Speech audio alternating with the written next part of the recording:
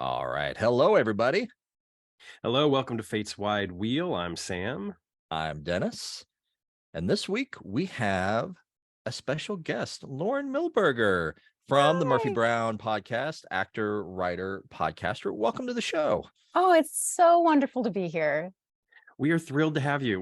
This is something that we've kind of been planning for a little while now, and scheduling, of course, around the holidays can always be a little weird, but we made it happen. We're making a lot happen recently, so I'm thrilled that you're able to join us and that we've got this going now. Well, not only have I been a almost lifelong fan of Quantum Leap, it is probably the most crossover that we have with Murphy Brown. Obviously, Scott Bakula has been on Murphy Brown, so that's a big one. But there are a lot of guest stars who've been in a lot of episodes. Oh my goodness, oh my God, I can't. I've had a very long day. Say it for me. What's the name of the episode? Kamikaze Kid. Wow, that's great right out of the gate. Just embarrass myself with not being able to say a word. I have been up since 7 a.m.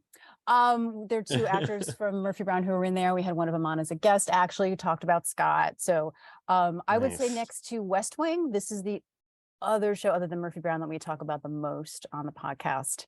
And then I talk about on Twitter. That's fantastic. For what it's worth, I want to see the Kamikaze Kid because I just feel like that's something weird. Thank you very much. And interesting, and it would have to take place in outer space, and I'm there for it. Yes. So yeah. There you go. When I haven't slept, my dyslexia comes out bikes. really bad. Oh, sorry. No, it's all right. Say when I haven't slept, my dyslexia gets really bad, and then I can't speak. Well, all is forgiven. Nothing to worry about. We get tongue-tied plenty around here.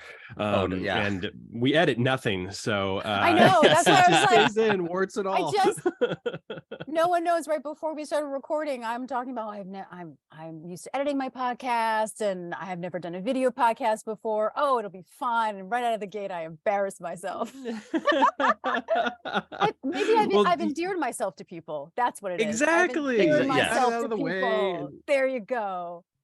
That's it. That's all it takes. That's all.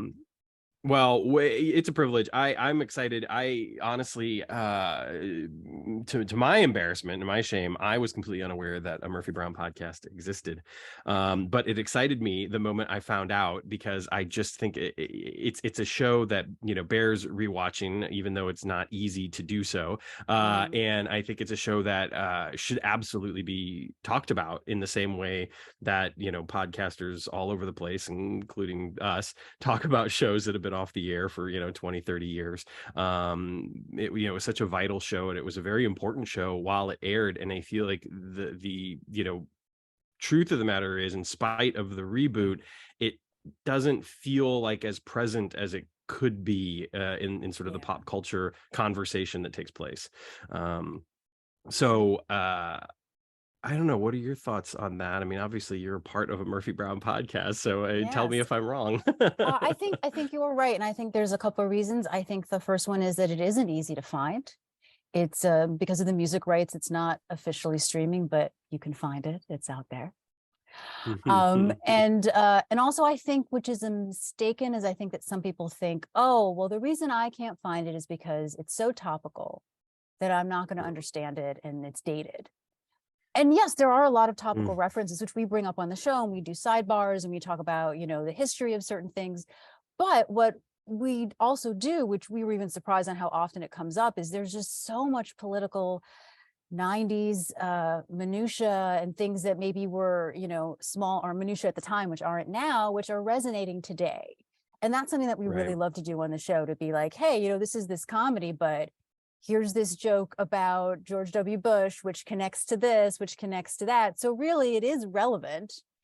And not, listen, maybe you're not going to get every joke if you weren't, alive in 1992 or, present. When we watched it as kids, there were jokes that we didn't get. I mean, that's been sort of the joy of my Quantum Leap rewatch that I went into recently, as well as rewatching Murphy Brown, is going back to these shows that we all used to watch when we were kids and seeing a different perspective, still enjoying it, but maybe on a different level, and getting different parts of it. But I still think that it is enjoyable. It has wonderful performances. It's funny. It's tight. It's longer than most sitcoms because there's You know, as we know with the new Quantum Leap, you know, network shows are now shorter because of more commercials. Right. So there's more character development, I think, than people might be used to in a modern sitcom. And yeah, no, I think that it is really accessible. And the people that I know who didn't grow up with it, who have found it, who have come to us through the podcast, who may be younger than me, or maybe just missed it at the time, have really said the same thing, that they have been able to connect with it, whether they're 21, 25, 45. And I think that there might be a misunderstanding that people think that that's the reason why it's not out there, as opposed to it just being the music rights, which as Quantum Leap fans, we are very familiar with. I still own the bad MIA version of probably why I didn't go back to those DVDs a lot. Oh, so traumatic. So traumatic. I never could. I never could bring myself to buy them. I was aware of the music stuff, and I just couldn't do it. I was like, I didn't know. The only thing. Yeah, I found out after. I think they were gifts too, because everyone knew that it was like those were my two shows growing up: Murphy Brown and Quantum Leap. Like when Scott Bakula, I think was really the first thing that he announced after Quantum Leap was that was going to be his, you know, his next gig. People were like, Lauren, like I didn't do anything. Like people were just like I was known for that. So it's like, what happened? What? Yeah. Very excited. You know, it's so funny because you mentioned West Wing earlier, and I feel like what a missed opportunity there. Like Scott would have been great, like for like a featured, you know, role for a stretch of episodes on the West Wing. I would have loved to have seen. Was he busy at the time? Was he wasn't doing? Oh, he was doing Enterprise. Enterprise, that's it. Yeah, it was. It was right. I think West Wing started right before Enterprise, but yeah, he was doing Enterprise for the bulk of West Wing. It's interesting though. You know, one other thing I'll mention before we get to thanking all of the wonderful people who donate to us is that you have shows like Murphy Brown. You mentioned sort of the topical nature of it. But I feel like so many shows that are good at their core, if they're written well, they're performed well, rise above any of that. And if you miss a reference here or there, it rarely, you know, dampens the enjoyment of the show or what you'll take from it. And I think of shows like Boston Legal. I think of shows like The West Wing that certainly, you know, are elements of their time and reference current events in certain ways. But the spine of those stories and the spine of those arcs for those characters are absolutely relatable and incredibly important. And I think that, you know, you mentioned the way that those storylines resonate for better and for worse oftentimes. That's the important thing. You know, that's the testament to quality work, you know, to a quality piece of art, is that you'll still be able to get something from it after the fact, even if you're not necessarily picking up on every reference. I mean, just look at Shakespeare. I mean, so much of Shakespeare is, you know, there's so many references to things that were happening in the 16th century and that nobody in the audience gets except for that one English lit professor who's laughing his ass off in the back row. And yet those stories obviously still hold up. Naturally, a lot of that stuff gets stripped out nowadays in cuttings and whatnot. But that said, I think that you know, there's a reason why you have a Murphy Brown podcast. There's a reason why we have a Quantum Leap podcast even before the new show came out, is because those shows do resonate and they touch upon something that is very, very human and part of that is the struggles that we have with each other over the course of millennia, much less over the course of decades. So I'm glad to hear that that's not the reality of why Murphy Brown is not accessible, but I am also kind of almost a little horrified to hear that that's like a block for some people, you know, because it's like, no, if it's good, it's good. Don't worry about catching every single reference.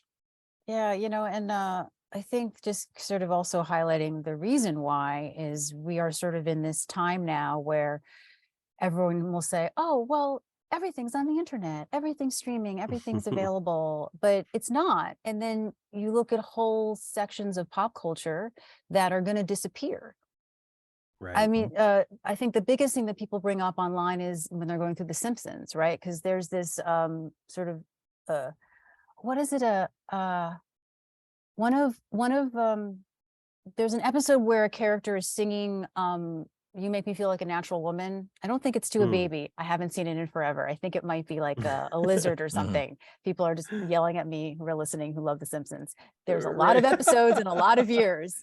Yes. But and a lot of people online I would see go, oh, you don't get that this is supposed to be a parody of the episode of Murphy Brown when she had a baby, or the episode of Seinfeld when Kramer goes to be one of Murphy Brown's secretaries, right? Like, so now these sort of little nuggets of pop culture and other pieces of pop culture that people aren't understanding.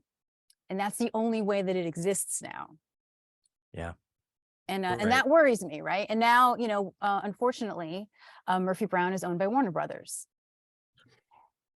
So odds are this is not going to happen for a very long time, if not ever. But Right. it's still online, and you can come to our Twitter account and you will find out where you can watch it. You know, because that's the thing. So do that. I mean, no, that's not true. I don't know what you're talking about. I have no idea where you can watch it. I know. I mean, that's the thing, because like until I got reintroduced to the show, like through your pod, like I watched that show almost religiously when I was a kid. And even like watching Candace Bergen on Boston Legal, because I was a huge Boston Legal fan, like it just like totally out of my memory, because it's not an omnipresent TV show like Seinfeld or Friends or all those things. And it's a shame, because I think it's a much better TV show than Seinfeld or Friends, or you know. Well, we and the writers of Murphy Brown, thank you. For And sure. I say we, I mean me and my podcast host, but I mean that's also been sort of the great thing, is coming back to this, my co-host Jesse and I, we grew up, you know, loving it as kids, and then being able to meet the people behind the show and have them come on and talk about it and get to know them and get to express to them, this meant a lot to me when I was 13, and thank you. That's and I awesome. think that's also a real sort of added bonus to bringing back these podcasts, doing podcasts about shows from our youth. Yes. I'm bringing it full circle. There we go. Yeah. Absolutely. All right. So before we jump in, and so this episode, we're just going to be talking about the lore of Quantum Leap and what everything we've learned from the first 8 episodes, what new nuggets that we can come from there. And we really wanted to have Lauren on for this. So just want to have you on in general, but like you talk a lot on Twitter about, I didn't mean that. See, we're talking about, You talk a lot on Twitter. No, I knew where you were going. That's why I'm just blushing. That's the sound bite. And we're canceled. No, Yes. Lauren, get on Twitter. I take unfortunate Shatner breaks in some places. You talk a lot on Twitter about the Calaviccis. About the Calaviccis specifically, and what everything we've learned in the first 8 episodes. Not just what we know, but like all of the little threads of what does this mean thematically? Yes. Or what was the Calavicci family like in this new timeline? Because I think a lot of people, I know me included, like we just, you know, we had in our head from, you know, Beth and Al, they never, you know, they stayed remarried. They had 4 daughters. They celebrate the 39th wedding anniversary. Everything was happily ever after. And like what we're learning from these first few episodes is that it's not. Janis has a very strained relationship with her mom, or she calls her Beth. Al was haunted after Sam disappeared, which makes perfect sense, and never let it go, and that makes perfect sense. So it's just very interesting, and we're gonna, I mean, we did a lot of pre-gaming before we hit record. Yeah, but I would love to make a point that I think that's sort of, you know, revivals have pros and cons, right? And the con of a revival is that story needs conflict. So any happy ending that is created in a finale, you know, as much as you want a revival, and we want a revival and we love it and we're so excited, but without conflict, there's no story. So all happy endings are going to have to be, I don't want to say rerouted, because life is complicated, right? Marriage is complicated, children is complicated. Right. Being in a happier place doesn't mean that your life is going to be perfect, but we don't think about that because we get our happy ending and we go, great, this is what we want. Al is happy. He has the love of his life. They have 4 children. Fantastic. Sam sadly is out there, but he wanted to be out there. That was his choice. I'm obviously, you know, summarizing this very succinctly, so Mhm. no one, send me the tweets for not going through the breadth of that. I could talk about the finale, which is one of my favorite finales of all time, and I know that people don't agree with me, but I digress. I guess what I'm getting at is I that agree with you in some ways. I feel like a lot of right, okay, we'll have a whole episode about that. But what I'm trying to get at is that that is inevitably what was going to happen, because that's what brings story, and also we're coming back into someone's life, and life is not perfect. And that's one thing that I always loved about Quantum Leap. It's about the joy and the tragedy. Al's life is very tragic. Yes. He's like a Dickens character. Absolutely. Yeah. But he always was able to keep his heart through it all, right? And that is a testament to character, to Dean's performance, and you see why he's friends with Sam.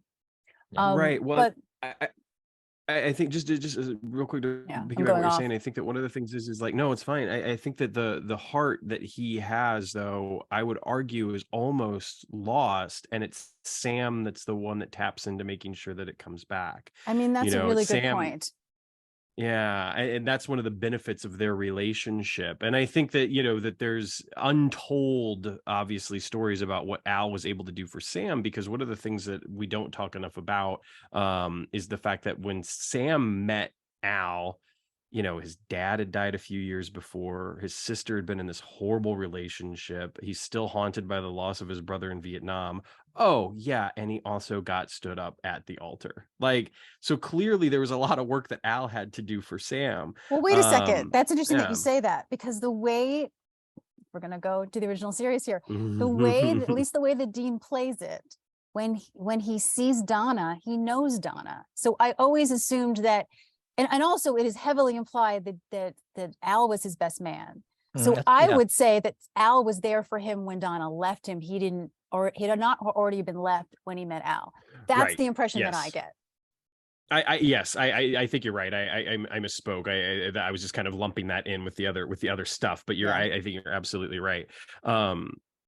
Yeah, I mean that obviously that relationship is I mean, it's the spine of the original series, and it's so incredibly important, I think, even to the revival series, that it always bears, talking about, thinking about, and kind of figuring out how these pieces fit. And kind of like what Dennis was saying, the conversations that I've seen you have on Twitter have always done such a wonderful job of taking the bits that we know to be true and applying those to conversations that bear weight for whatever might be happening in the moment on the new show. Thank you. While also bringing in wonderful elements that might not necessarily be like fact or canon by the TV series, whatever that means for people, but certainly I enhance the conversation, enrich the conversation, and take us off in interesting directions that then give us the opportunity to try to put some of those puzzle pieces together as active and engaged viewers, which I think is so important. And it's the type of thing that I do believe some people who might be watching the show now aren't necessarily wanting to do that work, and I think that that's unfortunate, because it's, for me, I mean, it's part of the fun, and even more so, it's part of the fun to see those conversations happening. I think, listen, everyone's different. Everyone absorbs information and media and entertainment in different ways. I come from an acting background. All of us come from an acting background. I was always I think the best way to explain why I do that is in a Shakespeare class, which I had to take outside of the theater department. I almost failed my Shakespeare class because I was looking at all of the roles as if I was playing them, not as to what a history or an English teacher would say was fact. So in Richard III, when we were supposed to take for fact that Anne falls in love with him right away, I was like, excuse me, her entire family is dead. She's a woman in a time when it's not good to be a woman. Maybe she gets with the guy who wants to live. And he's like, no. I was like, but it's a role. Like, there's no one way. It's a play. It's theater. Nope, this is the way it is. And it went. Finally, I was so young, I didn't quite understand what was happening. I thought we were having a discussion. One of my classmates went, I'm sorry, you have to understand, she's arguing it like she's playing the role. And I was like, oh, sorry, I thought that's what we were doing. Oh yeah. I wasn't used to working with actors, used to working, teaching English majors. So I feel like I can't help myself from doing all that. And also it's part of my training too. But I think that you don't have to have an acting degree or come from an acting background to do that work. I think it's fun. Absolutely. But some people don't find it fun and it's not how their brain works. So I appreciate that you enjoy that. And I don't know if people necessarily don't want to do the work. I'm sure there are people who don't. I think also many people forget that we are using all of the information from 5 seasons of a show that we now can absorb and regurgitate at once. Right. Television doesn't work that way. One of my favorite quotes, which I think applies to all the shows we're talking about, is Aaron Sorkin used to say that writing television is like writing in a tunnel. You can't see the light at the other end. And that applies to some other things I'll talk about a little bit later. But I think that unfortunately, maybe if we're talking about criticism here is online, is that I think some people just don't get that it's going to take a little bit longer for them to get the answers that they need. And they're not getting answers because it isn't there. They're not getting answers because it's a mystery. Yeah. And it's going to happen. It's going to happen. Just wait. Right. And I think from the point of view of some folks, they're probably thinking, I've been waiting for 30 years. They're not necessarily thinking about it in terms of like, we've had 8 episodes, which is, like I said, which is completely understandable. But it's very true that, there's answers coming. There's answers coming. But first, we're going to thank some patrons and then. Oh, No, this is the episode's longest tease. One of our longest teases ever. Please thank people. Yeah, then we're going to thank some people and then we'll jump back in here. We want to thank this week Al's Place, Leap Fan Site, Bourbon and Board Games, Carolyn, the Cosplay Dad, Joanne Bartlett, Dana Bius, Rich Bourque, Kevin and Kevin Butcher, Carol Davis, Deckslower, Dermot Devlin, Barry Donovan, Brian Dreadful, Troy Evers, Larry Ganni, Jason Geis, Michelle Hoffman, Amy Holtcamp, Bess A. Korey, Lady Eternal, Robb Nunn, Oddly Specific with Audra, Christopher Redmon, Adrian Saul, Karyn Saxon, Mike Stouffer, Heather Strbiak. She wrote us a letter to let us to clarify. Had some other lovely things to say, but she could clarify the pronouncement of her last name. Damon Sugamelli, Larry Trujillo, Stuart Williams, Jill see, there's me tripping over my words. Jill Wilson. Sorry, Jill. Our anonymous donors, and Sam and I, we talked about this a couple weeks ago. Sam and I may have forgotten that we're gonna start doing this. We also want to add a couple of other special thank yous to this list here, and that is Jessica Conger and Betsy Freimeyer. Those are our wives, spouses, partners. I'm not much aggrieved. Much aggrieved. They, perhaps most important of all, they are the ones providing viled. Oh my God, Viled. it's catching. I'm sorry. They are it from me. I know. No. We infected each other. No, vital childcare while we are recording to our 4 combined kids, and so we just want to we give them a special shout out as well. This is already like the weirdest episode. This is the best way that we have ever recorded, because it feels like there are these times where we're just already going off the rails for one reason or another, and then yet it comes back and all of a sudden it's like, this is the best conversation I've ever had. So I know I'm loving it. No, it's definitely not just you. I wanted to add real quick to this. Said, I think that there was an opportunity tonight, even when I looked at Jess and I was just sort of like, I'm going to be more thoughtful about when I schedule these things going forward. And she's like, oh, it's fine. And I was like, no, I get that. And I really, really appreciate that. I'm just letting you know that I'm going to be more thoughtful about when I schedule these things, because I realize that, Sunday nights at 7, while it might seem like, oh, that's a perfect time, not much is going on, that sometimes can be kind of a busy time for you. And especially getting our daughter to bed and all that sort of stuff. And I'm like, maybe we'll explore some other times, push it back a little later or whatever. But, They're amazing, and the kids are amazing too. You know, there have been a couple of times I know that people are aware that Hattie has stumbled into the room in her pajamas and said hi, or Harrison has done the same with Dennis, and it's this time of year, but certainly every day. It's always wonderful to be able to be very thankful for our families and very thankful for our families' understanding. And as Dennis sometimes likes to joke, behind every man with a podcast is a woman wondering why she married a man who has a podcast. And I think widows. that might be true. Yes. Yeah. Ooh, there's a t-shirt to get for him. There we go. There's a support group out there.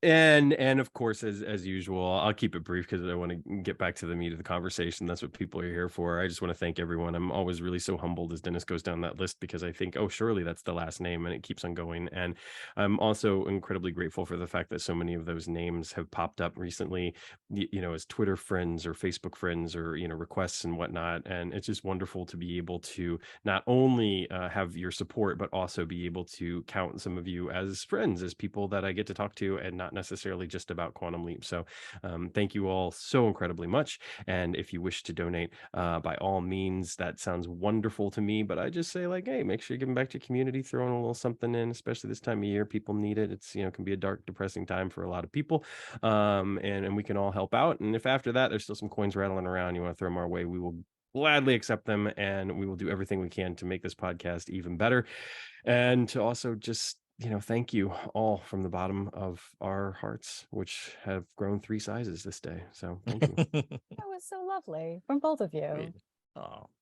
We have our moments. We do. And then I go and call everybody a jerk who doesn't agree with me. For sure, yeah. And we have our usual places that you can donate. I won't run through them now just for the sake of brevity. They are in our show notes. We have monthly, we have one-time options, or you can just leave us a review on Apple Podcast or wherever you get your lovely pods from. But anyway, so now that I screeched the brakes on the conversation like 5 minutes ago, we were where to jump back into? If I can mention, the letter reminded me something that I had not remembered until I was lucky enough to be plunged back into this fandom since I was 16, is I had a Quantum Leap pen pal that I forgot I had. No way. That I found in the back of a zine, a Quantum Leap zine.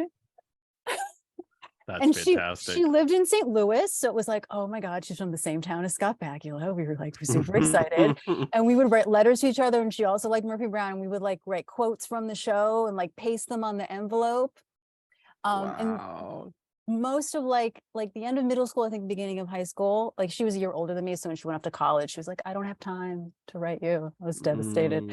But I had completely forgotten that I had gotten. I think I remembered I had her as a pen pal, but I was reminded from, again, being plunged back, but also I went to visit my parents. I found all of my stuff that I had books and pens and so much things. I don't even know what the name of the zine was. I wish that I could remember and I could shout out whoever created the zine, but it meant so much to me to find all of these Quantum Leap fans.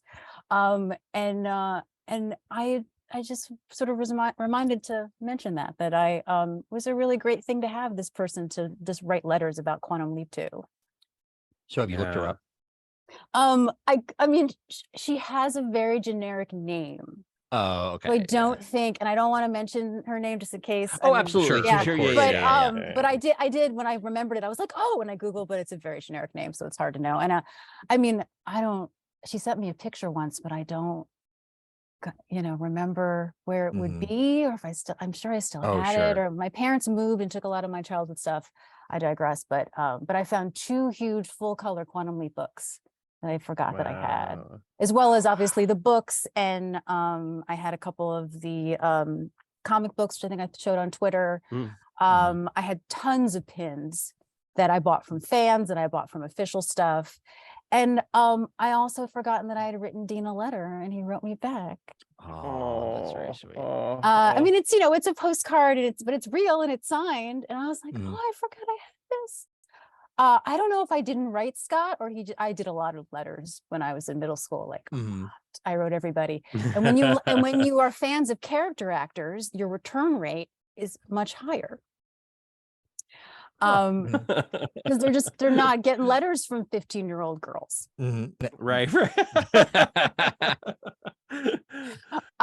So anyway, I digress, but it was really nice to be like, oh, I knew I really loved the show, but I forgot all of the merch that I had.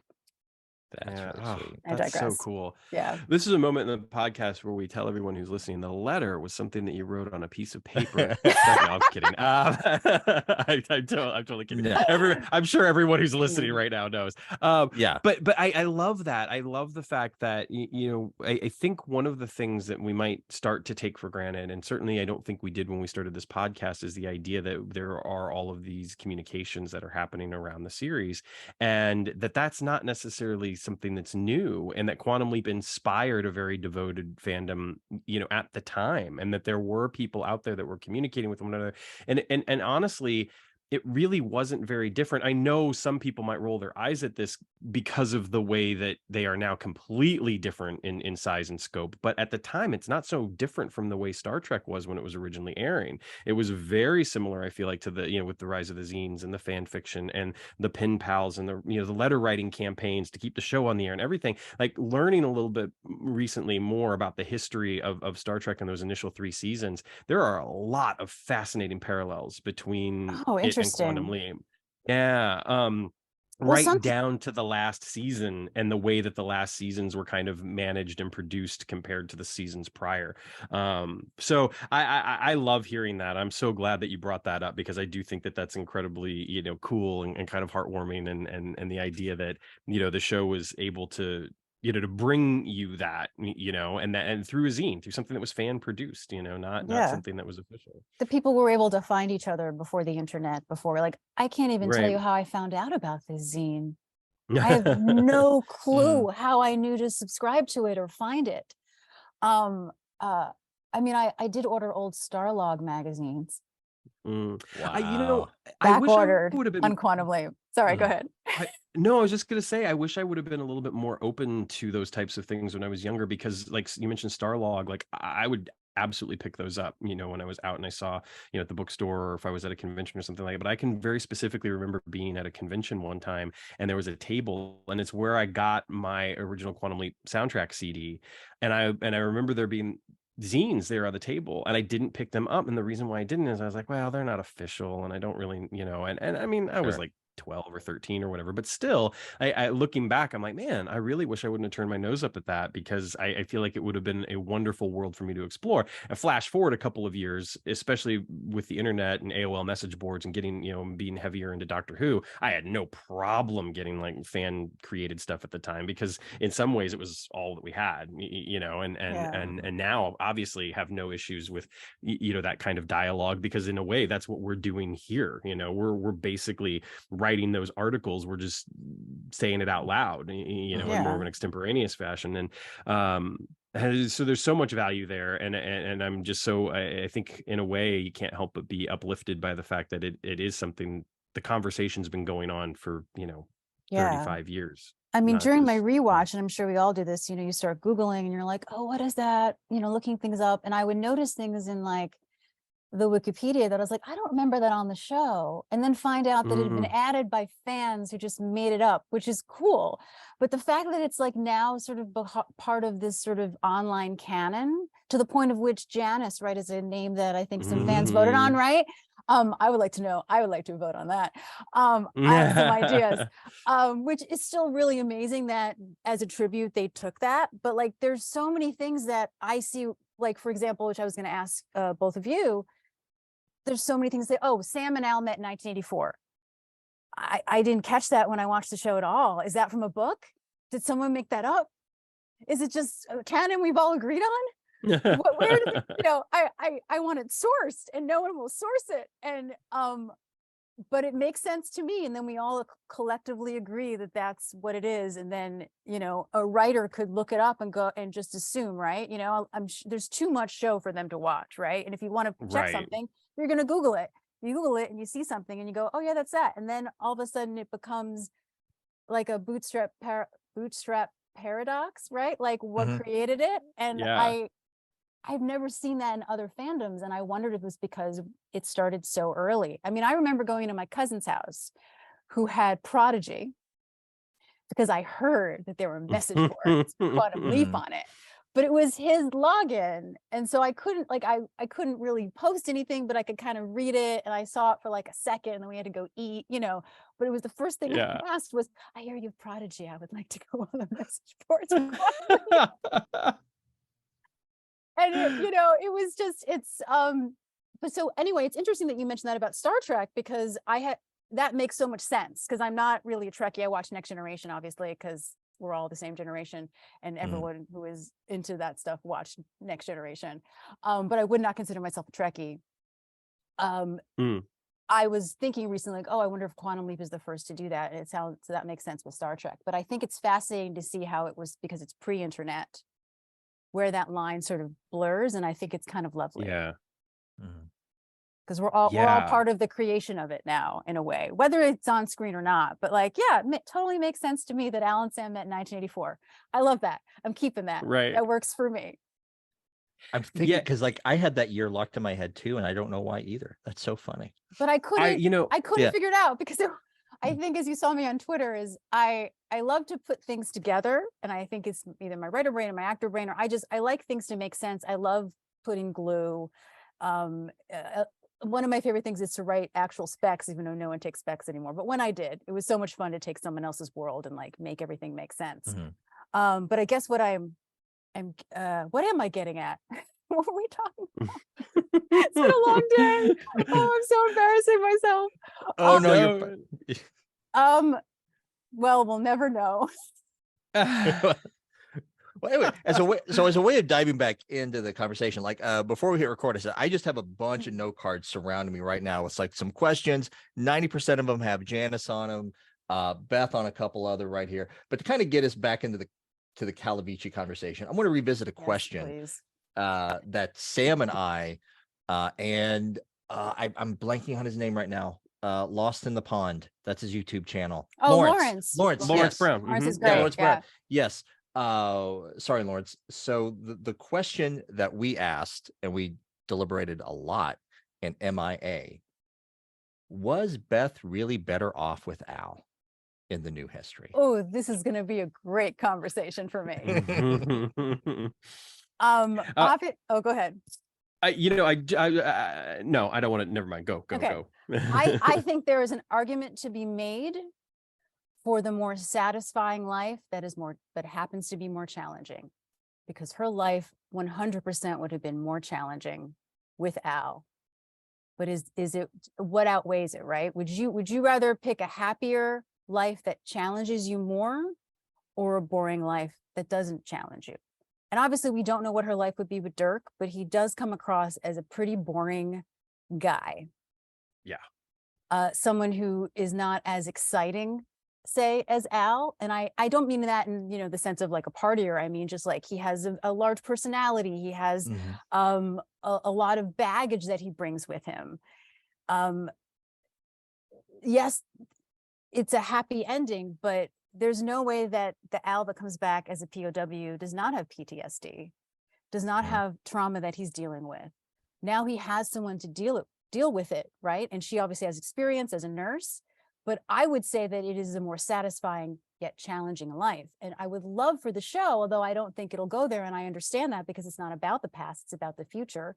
And it isn't about Beth. It isn't even about Janis, right?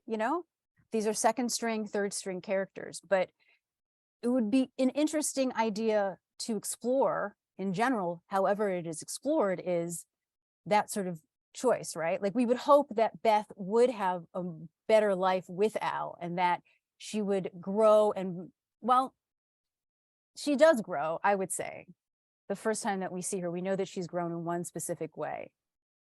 She knows how to fix a car. Yeah. And it is my favorite moment that I've ever seen, where you see a huge character development in just one moment without any words. I was very, very happy about that. And obviously that's a small thing that only like true fans would get. But here is a woman who couldn't even change a tire in 1969. And now she is a 79, 80-year-old woman, even though it doesn't look like it, but I'm fine with that. I love Suzanne. Great skincare. Beth has great skincare, and we're fine with that. I would say that she has become an independent woman But also, she was alone for 6 years, and even alone before that. She had to become an independent woman. So perhaps I would say that being with Al was harder, but more rewarding. That's my thesis. I completely agree with that. No, I completely agree with that. And I think that the other thing is too, is I think that the relationship with Al would have afforded her a lot more freedom too. Yes. Freedom to grow on her own, freedom to still be her own person. I feel like the relationship with Dirk would have just been kind of cookie cutter, and there's nothing wrong with that. That's exactly what some people want. But I feel like it would have been very much like her life before Dirk would have been her life before Dirk, and everything after would have been her life with Dirk. Whereas I feel like that Beth and Al are Beth and Al.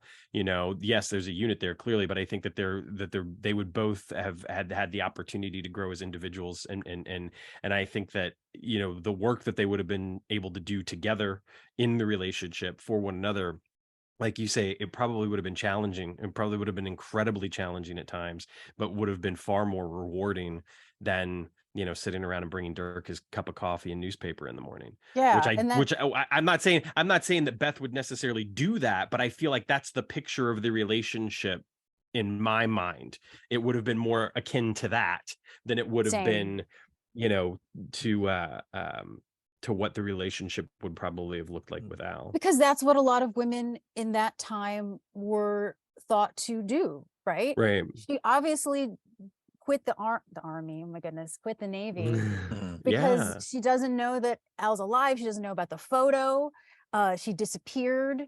I like to think he took her inland, which is a mistake, right? Yeah. Took her away from the sea. Yeah. As a beautiful sort of metaphor, but most likely a woman of her generation and her age married to a lawyer who is so boring like that I agree. I think that there is very easy to think that they moved like in the middle of the country somewhere. He got a job at some firm and she was a housewife, and maybe she still was a nurse, maybe not. It doesn't seem like she had, I mean, this is all, us making up, but I think you brought up in your episode was like, it would have been a lot more interesting if they had cast someone or created the character of Dirk, who was kind of a good, interesting guy. Yeah. Right. And you understand why they do that, right? Because you want the audience to be rooting for Al or rooting for Beth before there is sort of a way, no one can watch MIA now knowing the show and watch it the same way that people watched it live. Absolutely. I had a friend who got to that episode and they didn't seem to be spoiled. They didn't remember a lot. And so I asked to watch it with them, and nope, they remembered Al's last name, and that was it. And it's fine. He's still watchable that way. But the impression is that, they probably fit into sort of the stereotypical roles of a woman of that generation. Yeah. The thing I think is interesting is we don't get a good enough read on Dirk in that episode to make all these assumptions. It's just the fact he's a lawyer. And that is such a great shorthand. We have made all of these assumptions about Dirk. But a lawyer who would listen, 1969 dressed like that. We're going into the 70s, and then we're going to go into the 80s. And I also think the thing that always bugged me is that he never heard from her again. And so you can only guess that that's because of him. Right. Oh, that's a great point. Like, because there are two ways for her to find out. There's the photo, right? And listen, I'm sure that not everyone is up on all the, Pulitzer Prize winning photographs, right? I would think it would be a big deal. I know that Time magazine in 1970 did have a big spread on POWs, and it became sort of more known.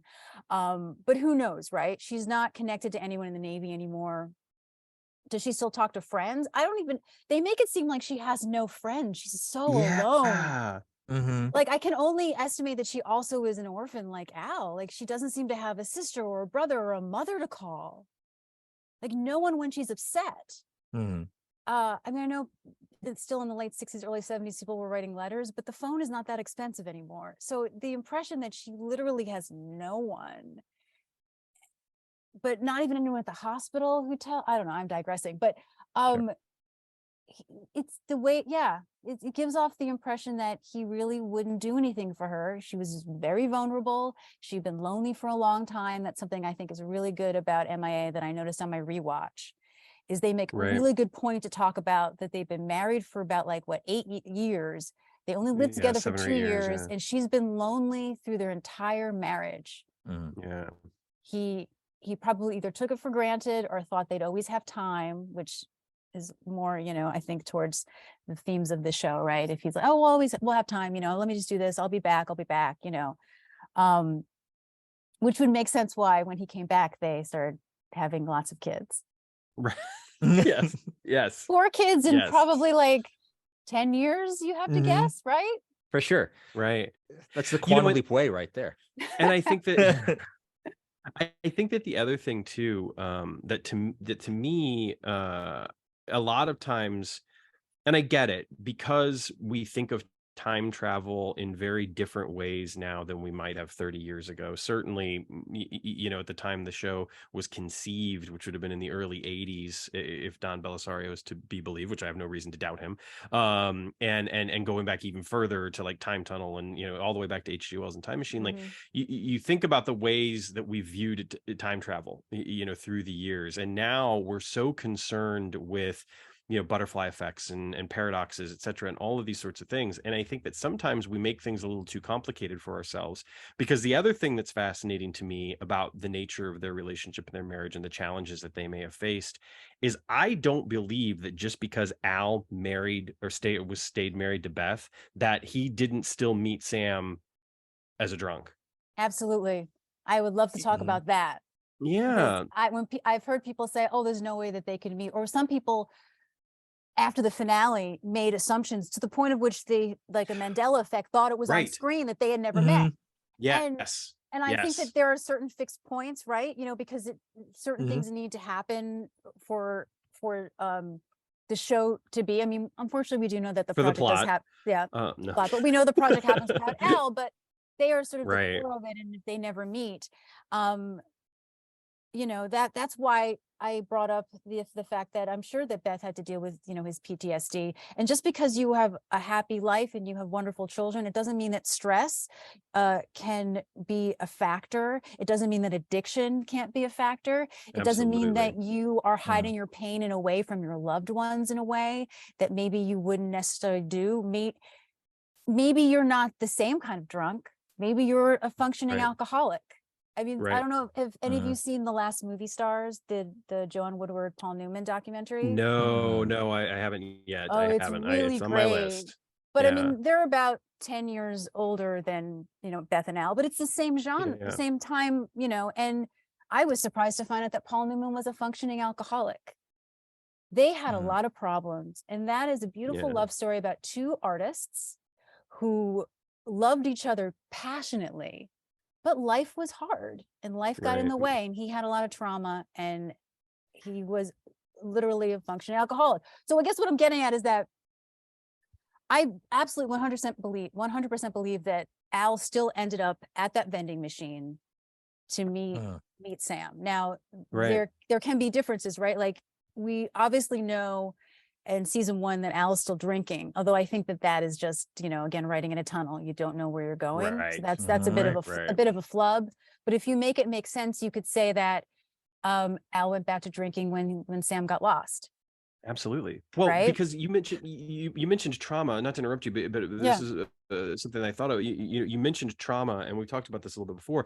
I mean, Al's entire life is filled with these traumatic moments, his early life, his childhood in particular. And this is somebody that clearly has abandonment issues, that clearly is afraid that people are going to leave him. And what happens? His best friend leaves him. So he's probably going to fall off the wagon, know, and I think that the idea that just because we're not necessarily shown something specifically on television, just because, a phrase I like to use sometimes to my detriment, I'm sure, just because we're not spoon-fed those details doesn't mean that they don't exist. And part of I think our job as viewers sometimes is to be able to fill in those blanks. And to me, it just makes complete sense that I mean, Al just because he stays with Beth does not mean that he would not still face a challenging life in a lot of ways. And especially after Sam leaps, and especially after they lose him, like that existence is one that is certainly filled with a lot of joy, right? And yes, Sam is able to kind of correct that one thing that Al wishes had never happened to him, right? She's the only woman I ever really loved. Like, of course, that is I mean, it's so fulfilling, right? It's a wish fulfillment in a way, the idea that he gets the second chance. But to your point, yeah, it doesn't erase the potential for relapses. It doesn't erase the potential for there to be those struggles and challenges with the trauma that he's faced. And obviously, spending 5 years in a prisoner of war camp and coming back home and to find this woman there waiting for you, as amazing as that is, it doesn't mean that everything is perfect. There's still a lot of work to do. And she, I'm sure, changed too, right? Absolutely. These are two different people. She's, you go down these sort of rabbit holes, and there was this really great information that I found about the wives of POWs who really, became a force together and really petitioned the government. And the government was like, you need to pretend that this isn't happening and you need to be quiet. And they said, hell no, we want our husbands back.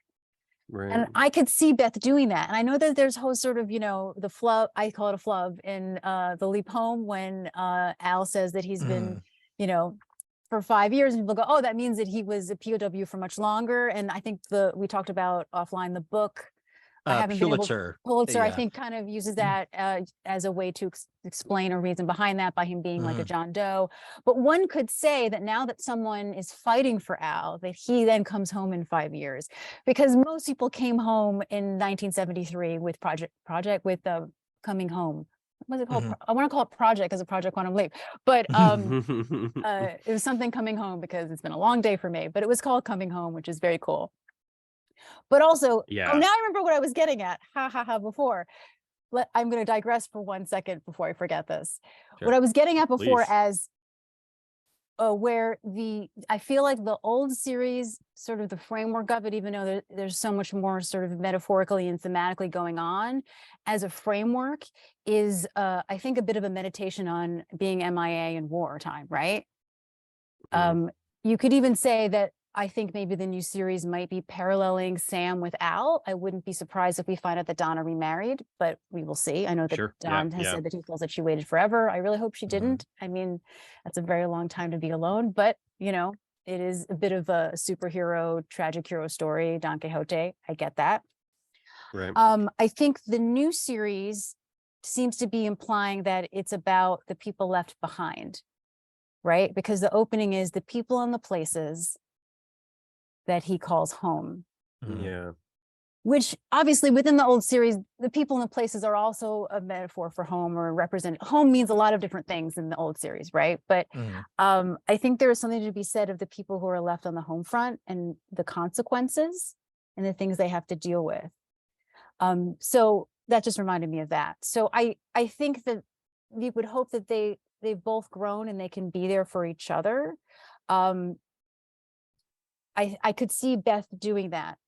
And then we're able to go back to the 5 years, which makes more sense. But that's just my sort of, kind of headcanon. I think also having 3 kids under maybe 8 at the time, which we guess if they met in 1984, like give or take how many kids, he came back at 73, unless of course, they started while he was in the hospital, which I wouldn't put makes sense to Al to me. That's also very stressful. Running a project is very stressful. It's also implied that Al's a bit of a loose cannon. I'm sure he's very passionate. The higher ups don't like him very much. They want an excuse to get rid of him. Marriage is hard. Kids are hard. You don't know what's happening at home. It doesn't mean they don't love each other any less, which also, you see how much Al really is devoted to Sam because he feels that Sam saved his life. Right.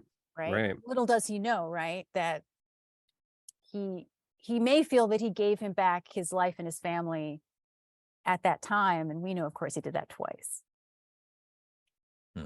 there's many ways to sort of headcanon it, but the idea that their life was easy, I think, and it was a happy ending, is there's no way that that's absolutely possible. It doesn't mean that he was happier and had someone to lean on, because sometimes in the hard times, all you really want is someone to be there for you. And Al obviously has survivor's guilt. He has abandonment issues. Everybody leaves him. His wife left him the same way his mother did for another man. I mean, one could assume that in 2000, if Al was alone, even if he had Tina, that he might have like killed himself in a bottle. I hate to say that, right? But one might think that Sam is giving him Beth because he doesn't want him to be left again. He needs to have someone who didn't leave him to be there for him. Yeah. I also would say that they alone. Yeah, I have to leave. I'm going to give you back. I mean, obviously he has to be reminded about this, but one could feel like it's kind of this beautiful goodbye present. Right. Because if one more person leaves this man, I don't know what's going to happen to him. But I also feel like that falls into the new series, because it seems very obvious to me what they're saying is that Al had things to do. Because I know there's a lot of debate about the deleted scene and whether, do we think that Al actually went to the accelerator, maybe got kicked out, whatever part of that shooting script they decide to use in some way, or whether he just, didn't do that at all, which is what we have to assume now, right? Because it's not canon. I would say that Al had work to do in the present, and that they had to sort of go off on their own paths and help and use their gifts to help other people. Sure. Because if Al hadn't been around, whether because he jumped in the accelerator or because he was drunk in his own depression for losing Sam, who was going to take all the tech? Who was going to be Sam's advocate in the present? I mean, there's no way that Al wasn't petitioning the government and being a thorn in their side. They probably hated him every year to be like, can we bring it back again? Can we bring it back? Right.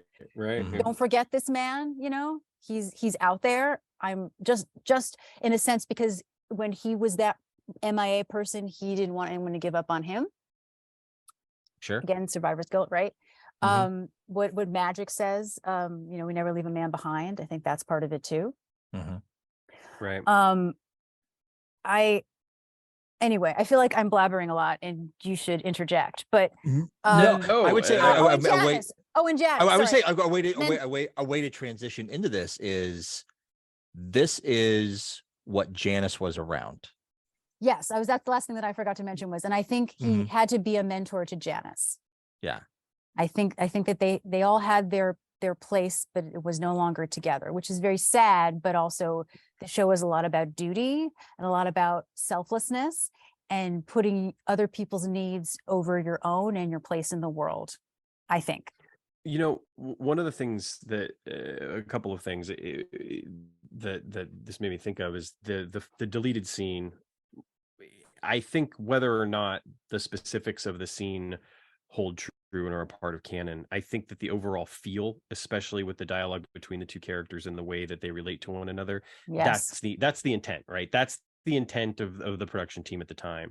And I don't think that we've been given any information that would betray that. And to me, the thing that relationship illustrates, those moments illustrate about the relationship, is the fact that it's exactly what you said. Sam left Al with someone that would be able to give him basically everything that Sam was able to give him, which I think speaks a lot about just the nature of relationships and friendships in general, and also the nature of a healthy relationship, of a healthy marriage, of the idea that you really do have to be friends, because there's going to be times when there's no romance, there's going to be times when there's no physical intimacy, there's going to be times when, you know what I mean, like, and what you have to fall back on, the bedrock of that is that friendship and the way that you support one another and the way that you're there for one another. And I think that scene to me illustrates the fact that Beth is absolutely there for Al. Beth is able to push him in the right direction. Beth is able to give him the support that he needs in that moment while he's asking all these questions. And she's a sounding board. He trusts her. And I think even beyond being a sounding board, like he knows that he's going to that there's a give and take, that it's not just that he's not just sitting there talking and Yeah. and it could be anyone in the room, but that Beth is going to be able to very specifically, very intuitively, provide him with some sort of inspiration, with some sort of Yeah. nudge in the right direction. He's talking to her in that scene, and maybe sounding board is the wrong word. It's a partnership for sure. Yes, thank you. There it is. Yes. You see that he trusts her. Yes. Now we know that they're living on the project, whether she works for the project or not. I would assume that she would kind of have to. I mean, if they're all there, where else are you going to go to work, right? What? Oh, go ahead. Yeah, but no, I almost wonder, and I would almost like it better if she didn't work for the project, but she was still there. The idea being is like, of course she's going to live there. She's not going to live in San Diego or Los Angeles or wherever else they might have a house or whatever. Mm-hmm. She's going to be right by his side. And not because that's the dutiful wife thing to do, but because she knows what it's like to be without him.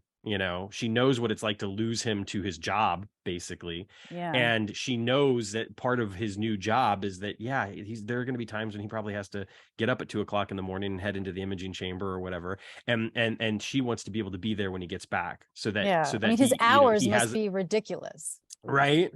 Right. And so he has the opportunity to have, to have that stability, to have that touchstone, because in Sam's absence, that's gone, right? Yeah. I also think, going to Janis, and I want to bring the conversation back there, but I also think that one of the reasons why Al probably had such a close relationship with Janis is because I think we can pretty safely assume she's the youngest daughter. Yes. Mm-hmm. I don't think he probably had a very close, or maybe even a very good relationship with the other 3 daughters, because during the time of their adolescence, he was probably struggling with so much. That's a good point. In fact, I would go so far to say that the first daughter might have been a situation of, this is what we need in our lives. This will help to give us some sort of sense of completion. And then, of course, for Al, he realizes all the trauma is still there. All the things, that I've dealt with are still there. All my fears, everything is still there. And what does he do? He pours himself into his work. He's doing the Starbright project. He's doing Project Quantum Leap. He's doing all of these things right up until 1999, 2000 or whatever. And now all of a sudden he sees, there's this, I mean, this is just a huge guess at her age. Here's this 10, 11-year-old girl still at home while the others are off at college or whatever. And now I have the opportunity to sit down and be a father and to fill my life with this. And what am I going to talk about? Well, I'm going to talk about what I've been doing with the last 20 years of my life, and hear are these stories about Uncle Sam, and here's all this, and I think that could provide the very real impetus for Janis to not only be so involved, but to also be so knowledgeable about all of these things, because she got it directly from the source. Yeah. And Magic says in the pilot, of all the people who would know about this project, it would be Janis.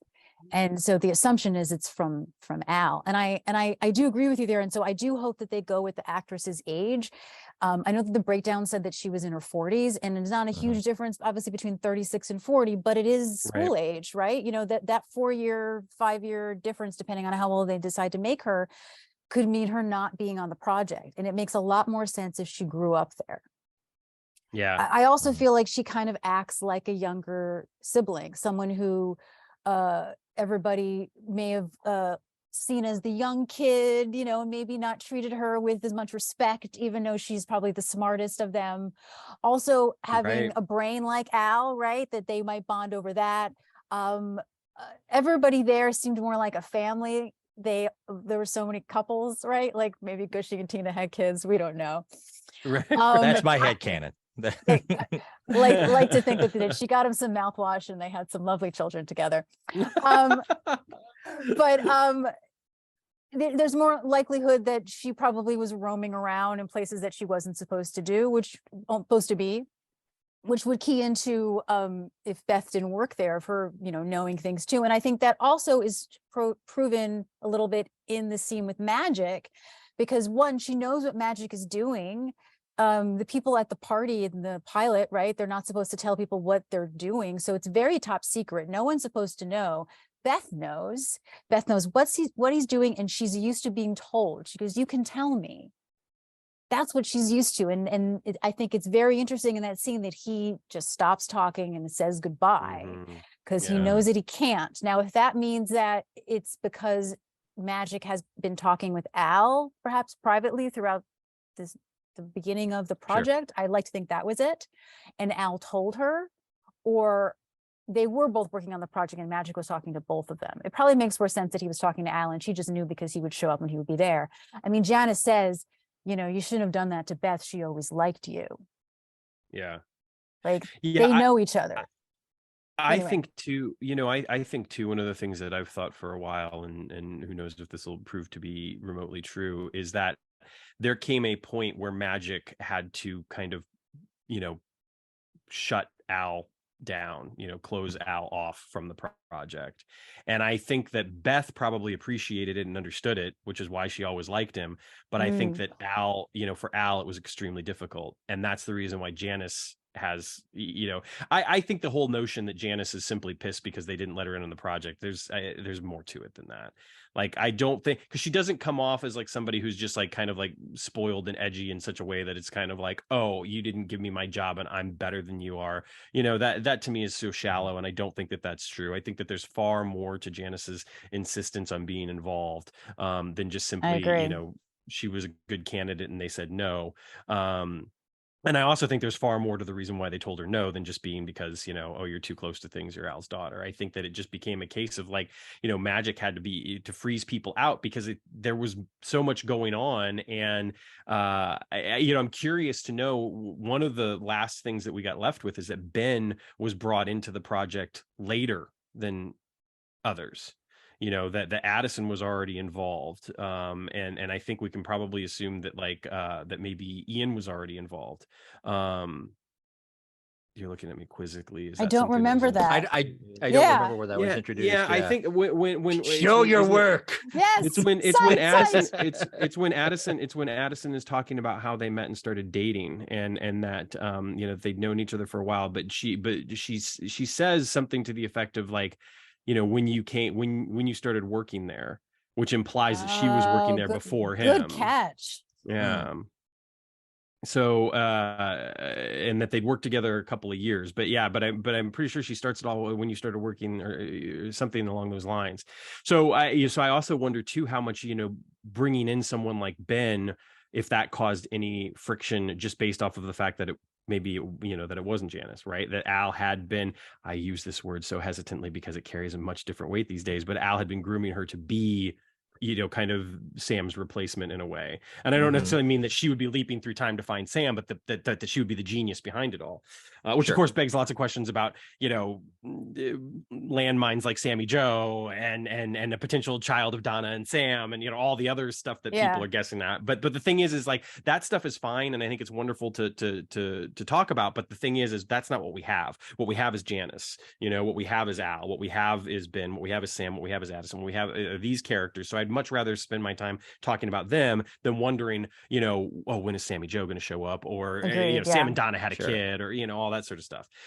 Anyway, I digress. Well, I think there's something to be said, which we talked about a little bit before we started recording, about that time, God, fate, whatever, really seems to want Al and Beth to get together. He gives Sam 3 opportunities to do it. And then finally, the last time he just goes, you need to do this. Right. I've been trying to tell you subtly, and you're not getting it. This man has been very nice to you. Yeah. You should help him. You should help him out a little bit. And you're gonna leave him alone, so you know. Well, I would even go one step further to say that like it's almost also the idea of Sam needing permission. Because I think there's no doubt that Sam wants to do it. It's just that Sam thinks he can't do it. And so he needs, like you're saying, he needs those signs, right? He needs those signs. And yes, he's ignoring them. And so finally it has to be like, dude, it's okay. Go do it. You know? And what I love about, and what I love about the bartender scenes is that it's like a therapist. He asks the right questions to elicit Sam to come up with it on his own. But he really didn't come up on his own. He's planting and he's, you know, he's letting him talk it out and really figure it out on his own, because he does need to figure it out and not be told to do it. Right. But one could say that perhaps something that has been set in motion through Sam changing so much history might fall on Al and Beth's child to save. with Ben, obviously, because if you take Janis out of this equation, perhaps they won't succeed. We don't know what this mystery is. We know obviously that it involves Addison in some way. I've always sort of been fascinated by the idea of all of these people and all of these lives that Sam has created. And also you talked about on the show, right, too, this idea of what if you did find out? Like, I'm curious if Janis knows. I think by now she has to, whether she knew before. I think that's she had infinitely Siggy. more interesting. Yeah. Yeah. Yeah. What is your reaction, right? What is your reaction if you find out you didn't exist? Is it my life sucks and I've done nothing with my life and you become more depressed? Do you become more driven like Janis? Do you feel that you need to save the man who helped put you into existence? I also would say with Al, I think that, you know, he would have been 87 when he passed away. He probably knew at a certain point that he couldn't wait any longer to groom someone to just take over just being Sam's advocate, let alone just, you know, being on a project. Right. Just sort of, you know, you need to be me now because we owe this man a great deal. You would not be here without this kid. Now, I do find it interesting that Al's death seemed to propel Janis to cut Beth out, cut her friends out. Now, they don't mention family or sisters. And I don't know if that's because of the whole writing in a tunnel thing. Like, I completely respect that you may not want to mention any of these other children until you can create fully realized characters who are connected to the plot, because then you'll be stuck with them. I was surprised that they didn't just say family or something like that. So it could be either or from a production standpoint. I understand, create them when you have a story, it's fine. But one could say that if she only cut out Beth and focused on her work and ignored her friends, but not her sisters, maybe it's because her sisters are in the same boat because they all found out the same information at the same time. Sure. And there's also Janis has resentment built up for Beth that we see in Atlantis, because, and it kind of comes out like Beth didn't, not that she didn't love Janis, but she didn't think that she was the one that was smart enough to, which I don't think is, needed to be I done. don't think that's part of it. I think that's how Janis sees it. See, I love Janis because I will love any Calavicci. I've been waiting for these women since I was 16. I wanted to be one of them. I wrote a story when I didn't know what fan fiction was. Like, I was all in, because, you know, when I was growing up, they didn't have women as the head of these kind of shows. I love Quantum Leap, but it's very male driven. There weren't any, you know, Ray or female-led characters in what are known as sort of male-driven genre. And so this idea that my favorite character had these daughters and I wanted to be an actress, and the idea that like they could possibly be the head of another show, that they would go, like, that was so exciting to me. So I will love any of these girls. I do not care what they do. That being said, she needs to respect her mother. And I think that she definitely has a chip on her shoulder, and she comes across as not just a younger daughter, or younger sibling, I should say. She also comes across as someone who doesn't see their parents as adults. So whether that means hero worshiping Al and not connecting with her mother because they're, you know, different kinds of brain, right? She's more sort of, you know, more geared towards an intelligence that Al would have, as opposed to Beth being, you know, a wonderful nurse. Maybe she became a doctor. She's very smart. But if you can't connect with someone who maybe can't help you with your homework and you feel that they're stopping you from something, but I also think that what she doesn't understand is the trauma that Beth has seen. And that's what a lot of children cannot see in their parents. So you could say she found out that her mother left her father and doesn't know the details and is judging her. Absolutely. You'd also say that she also doesn't understand the trauma because she sees Project Quantum Leap from the eyes of a child. She grew up there, she sees it differently, and she doesn't, again, understand what happened. Because you have to imagine that Beth didn't just see Al destroyed by this. She saw people that she worked with of 2, even 3 generations unable to succeed, and it tear them apart. Yeah. Why would you want that for your child? I'm You know, I'm on Beth's side. Like, I I know. understand why she did it. No, I hadn't thought about this before until you brought up the fact that Janis probably grew up at Project Quantum Leap. We know from the previews that we saw for the second half of the season, she is going to be brought back. She is going to be brought into the new Project Quantum I Leap. know. I wouldn't do They're that. not. Why They're are not. you doing that? They're I mean, not I'm gonna, happy. Yeah, I know. The writers aren't going to do it. I know they're not going to do it. Now I want to see flashback scenes of little Janis running know. around the original I Project do. Quantum, Wouldn't running it around be the. great?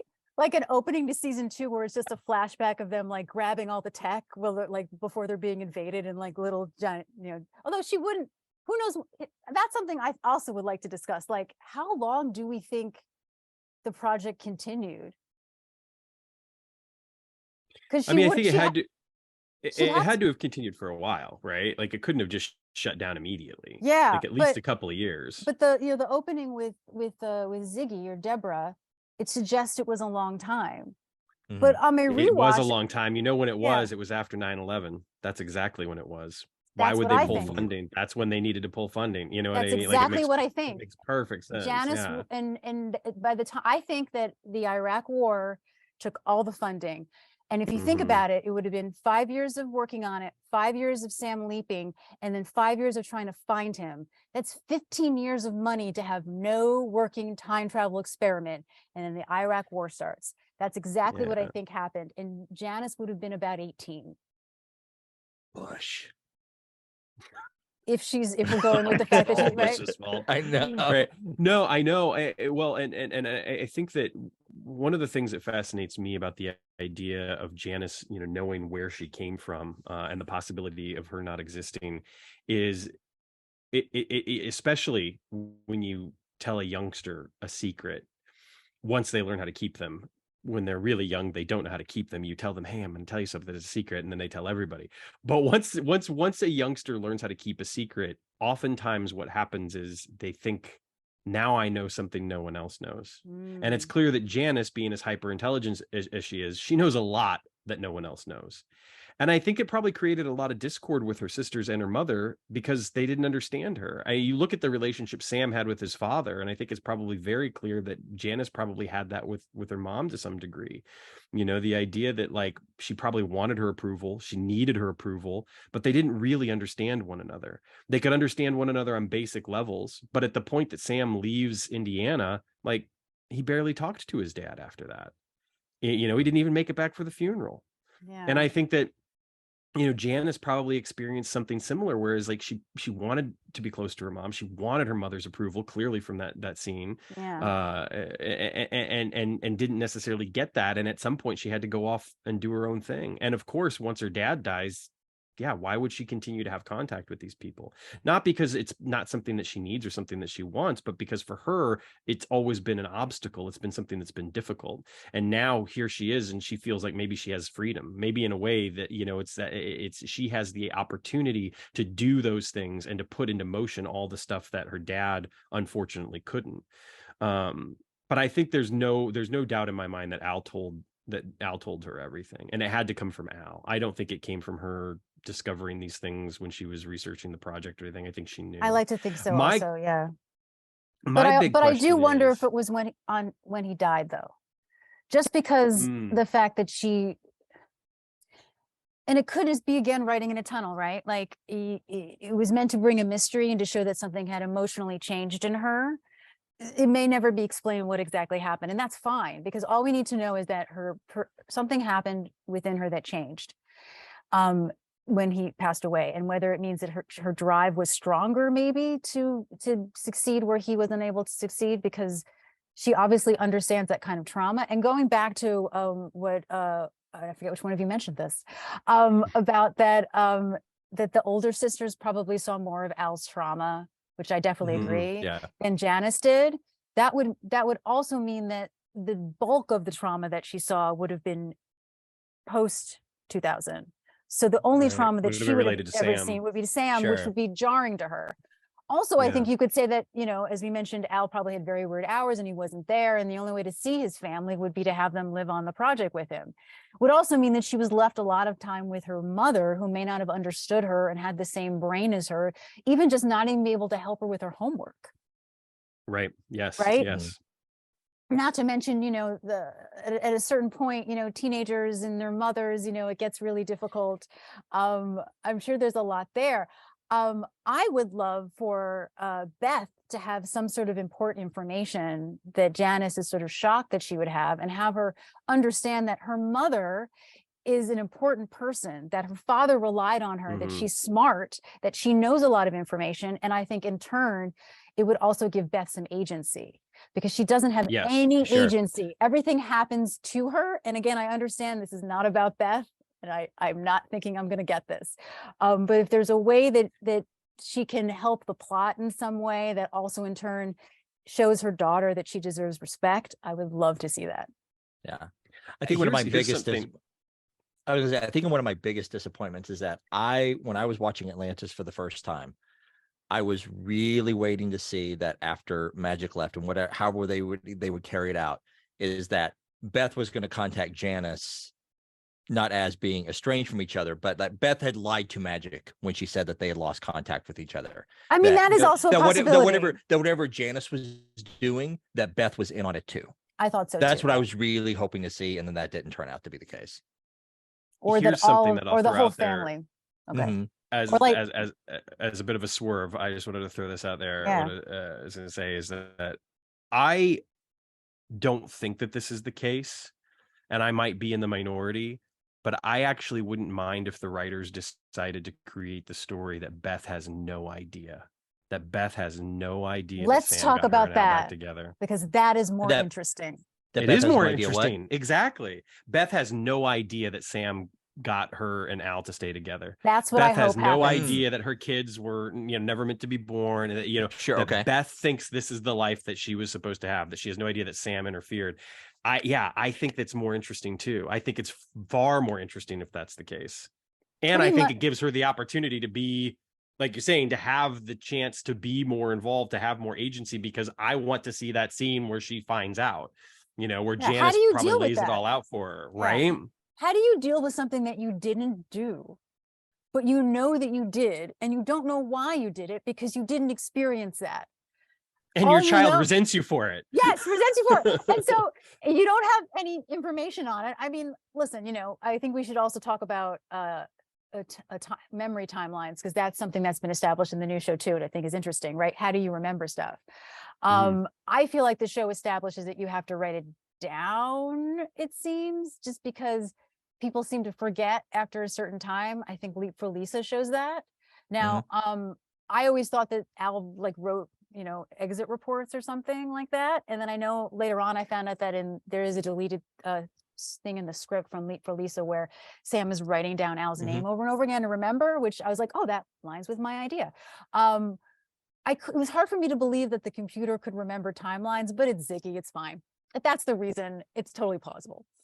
So maybe there's something like that. But how do you deal with the idea that you left your husband when he was, you didn't know, obviously, but you don't know any of the experience. And the reason I think that they might not go there is that they're very good writers and they can figure it out. But I think for the new audience, it might be a little hard to explain the finale and how people forget Sam, because the casual viewer doesn't usually remember that small detail from the finale. And as far as they remember, Sam went and told Beth that Al was still alive.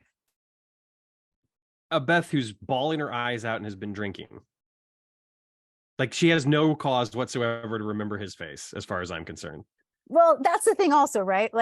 One could say that she remembers somebody, but she doesn't remember his face exactly. But here's the thing. I hadn't really thought, I hadn't really thought about it until more recently. And it was for all of Mirror Image to really wrap up and make sense, she has to forget him the way the bar forgot about Strapa. Yeah, or Angela in A Wonderful Leap, right? Exactly. Yeah. Yeah. That's the only way. But that was always a little strange because how do they remember? But maybe it's kind of like when they put Al in the accelerator and we're like, don't let Chip out of your sight. Yeah. And it's you just remember a kernel of I have hope again. I also like to think that, because it sounds like Sam is about to tell her a story, right? I mean, I know it's also just sort of dramatic the way he says it. It could just be a beautiful metaphor that he's saying, you know, that he's not going to actually tell her a story. But I like to think that he tells her in about a year, a photo is going to come out, and that's going to prove to you that I'm correct, right?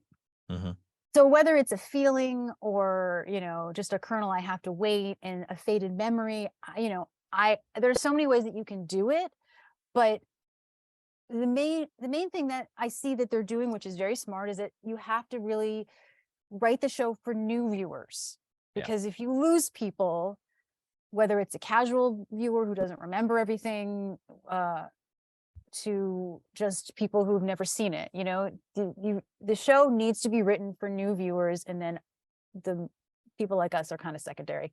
People are going to hate me for saying that, but it's the only way to really be able to do it, because then if people are confused and they don't know what's going on, they're going to shut off. Whereas we know what's going on and we get the little kernels of information. It still has to be explained in the show. Just like you're never going to see a Star Wars movie that is going to reference something from a comic book or another piece of media, because you can't have to have seen every piece of media out there to understand the show. You have to be present in the moment for the audience to get what's happening.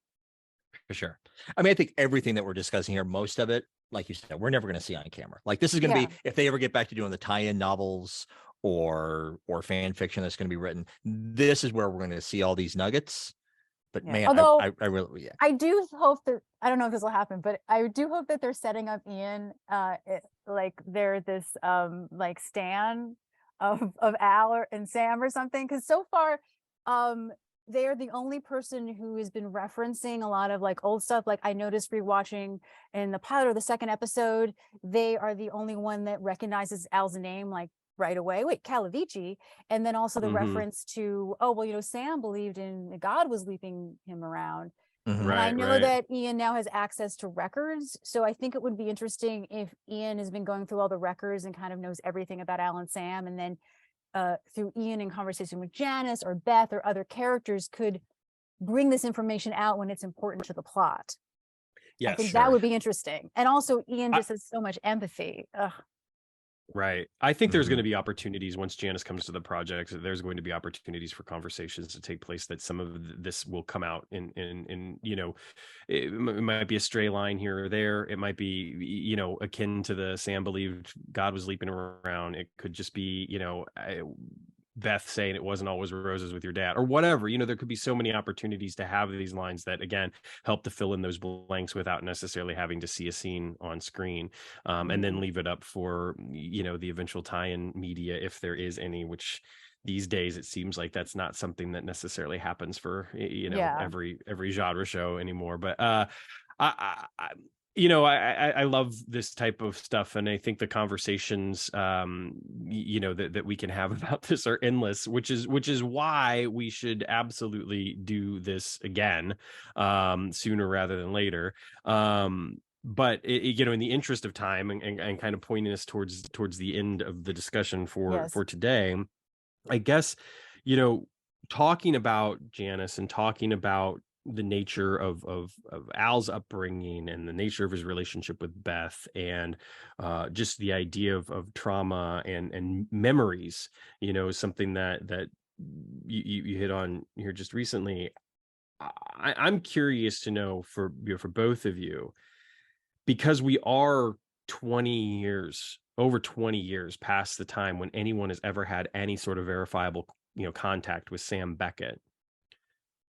You know, is there a point where the only way for him to, you know, kind of live on, and for the search to him for the search for him to live on has to involve people that either he's directly affected, like magic, or the people that are there because of what he did, like Janis?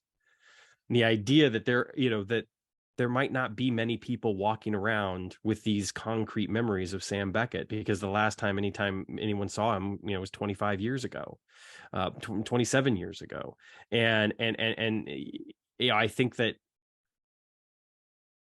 is enough time for anyone that was close to him, for anyone that knew him when, to just kind of written him off completely, so that the only ties that he has left behind are the people that he's affected, the people that he's changed, which is a really wonderful, I think, sentiment in general.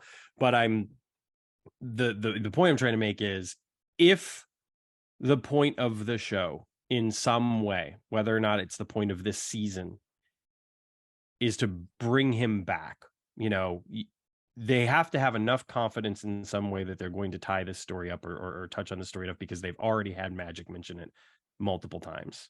You can't do that. I mean, it's Chekhov's gun. Like, you can't bring that into the conversation without having a plan to resolve it.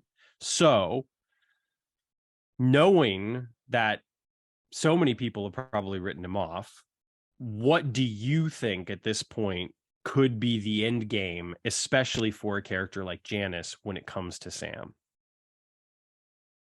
Well, I think that her end game may not be the show's end game, right?